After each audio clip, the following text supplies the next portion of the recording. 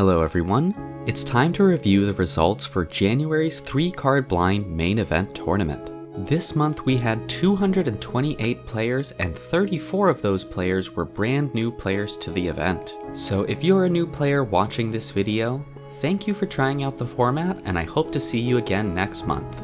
Among the 228 submissions, we saw 161 unique decks. If we weigh each card that was submitted by its performance and run it through the Simpsons Diversity Index, it will reveal that this was the second most diverse month we've ever had, just a hair behind the record diversity we achieved in March of 2024. The 3-card blind diversity grade for this month was a B+.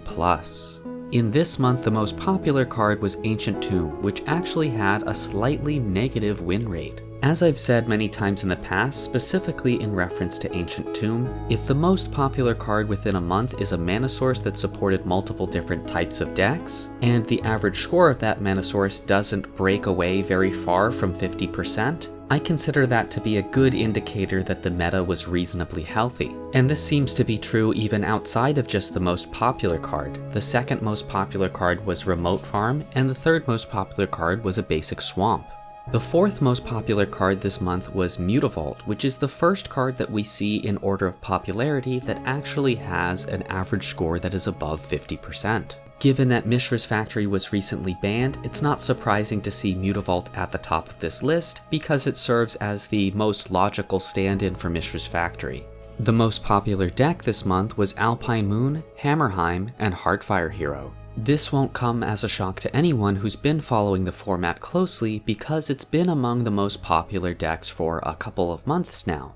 And as a matter of fact, Alpine Moon just narrowly avoided being banned on our last ban vote. The format's history suggests that we typically will have at least one low-to-the-ground deck like this one that relies on a scaling 1-drop and some sort of interaction or disruption. Given the notable diversity among strategies used this month, I think we've exhausted all of the trends that are worth diving into before jumping into covering our winners. So let's move on to offering up some congratulations to our outstanding players. In Novice 2, our winner was Ital, who was playing Brain Maggot, Mox Jet, and Mutavault. This is looking like a powered down version of the Deep Cavern Bat Mishra's Factory deck that we saw several months ago. Although Deep Cavern Bat and Mishra's Factory are currently banned, this deck behaves very similarly in the ways that count. Being able to rip a critical component out of your opponent's hand on the first turn of the game often is all you need to get a free win.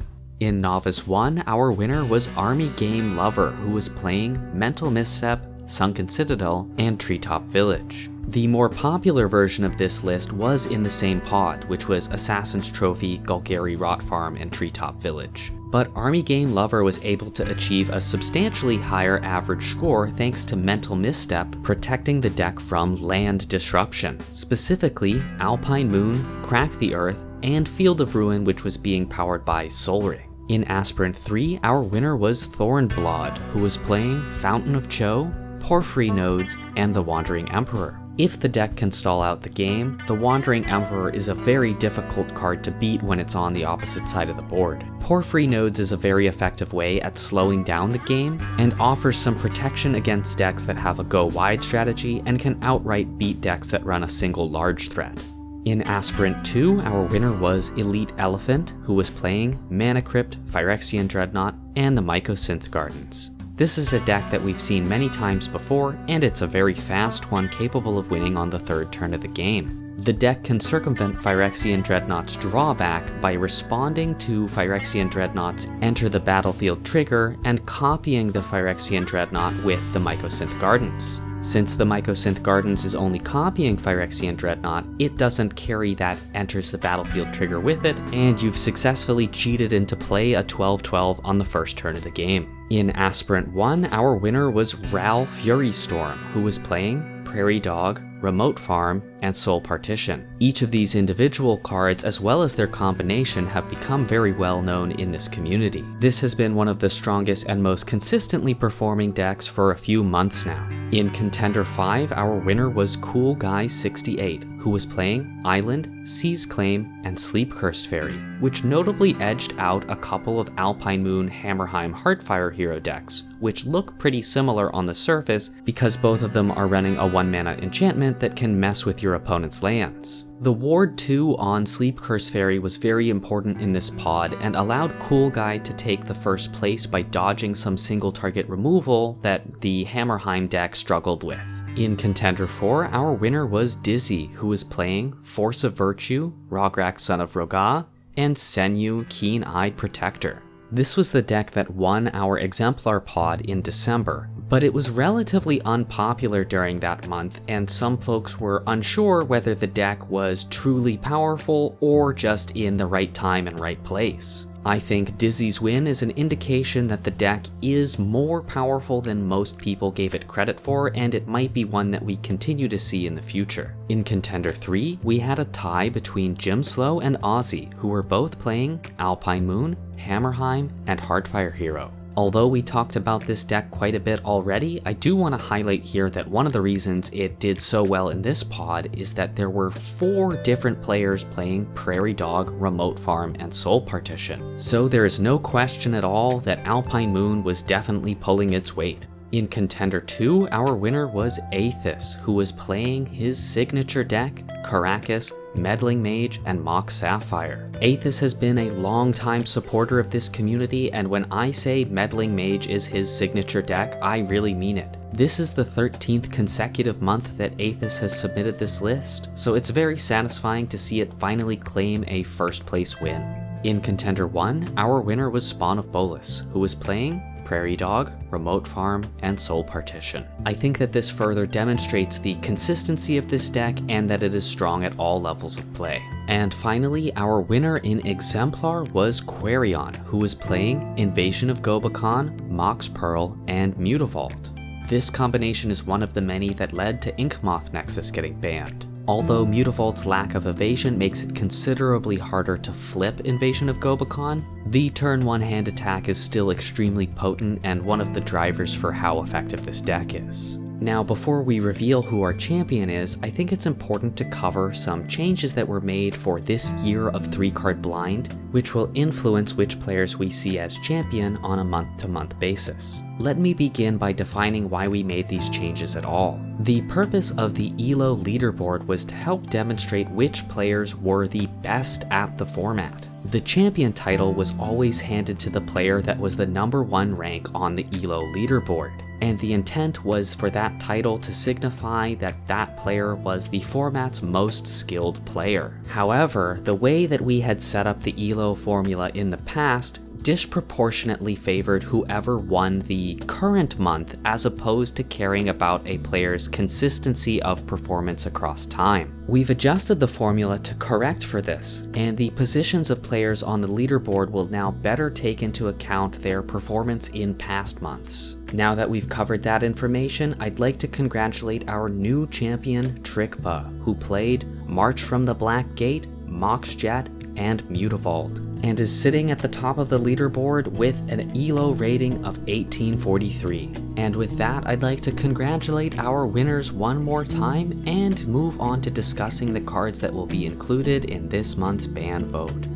The first card that has been included in the vote is Prairie Dog. This is one of the most generically powerful threats in the format right now, and it supports multiple decks, most notably its combination with Remote Farm and Soul Partition. How critical the lifelink that Prairie Dog has can't be understated. Luminarch Aspirant is a viable alternative to Prairie Dog, but the fact that it doesn't have lifelink has made Prairie Dog by far the more preferable option. And I think Luminarch Aspirant is an appropriate card to bring up here because it helps demonstrate that even if Prairie Dog is added to the ban list, we will still have a scaling 2-drop in white that serves a similar niche, while not being able to rely on the cushy defense that lifelink factor gives Prairie Dog. Next up, we have Soul Partition, which, as we just discussed, was frequently paired with Prairie Dog. Generally speaking, we wouldn't go after 2 cards within the same deck, but both Prairie Dog and Soul Partition proved that they are extremely powerful even outside of their combination with each other.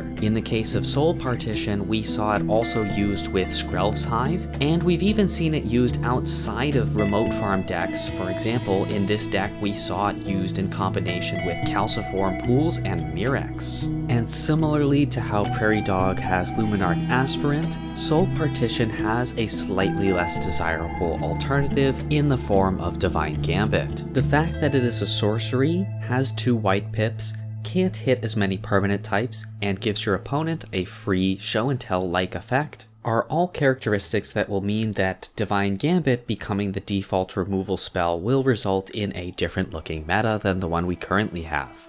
Next up we have Heartfire Hero. Last month we voted on Alpine Moon to target the Alpine Moon Hammerheim Heartfire Hero deck, and Alpine Moon survived that ban vote. Part of the reason for that is likely that many of you felt that the true culprit that was driving the power of this deck was not Alpine Moon and was, in fact, Heartfire Hero. Although its reliance on Hammerheim makes it have a more narrow set of options available to partner with, the fact that this is a 1-mana scaling threat makes it very similar to many cards that have been added to the ban list in the past. Given that this meta was one of the healthiest ones we've seen in a long time, I don't think it's imperative that Heartfire Hero is banned, but I think it's worth noting that if it's not, we can expect Heartfire Hero to continue to be a core part of metas moving forwards. Next up we have Leyline of Singularity, which hasn't been mentioned yet in this video because it didn't win any pods, but it was a popular and effective card this month in combination with Karakas that lets Karakas be used as a repeatable bounce effect. The combination of Leyline of Singularity and Karakas also transcends just this month. We've seen these 2 cards used together effectively for more than a year now. This seems as good a time as any to give players in the community the option to at least temporarily retire this effective and ever-present strategy. The final card on this list is Invasion of Gobakhan. This isn't the first time we've seen this card winning pods, and this month it claimed the first place position in our Exemplar pod. The stats for the card were warped this month because it wasn't popular, and unfortunately one player made the easy-to-make mistake of submitting Mox Diamond instead of Mox Pearl. Rest in peace, it happens to the best of us. For that reason, I'm showing the stats for the actual winning deck that was submitted as opposed to the card itself.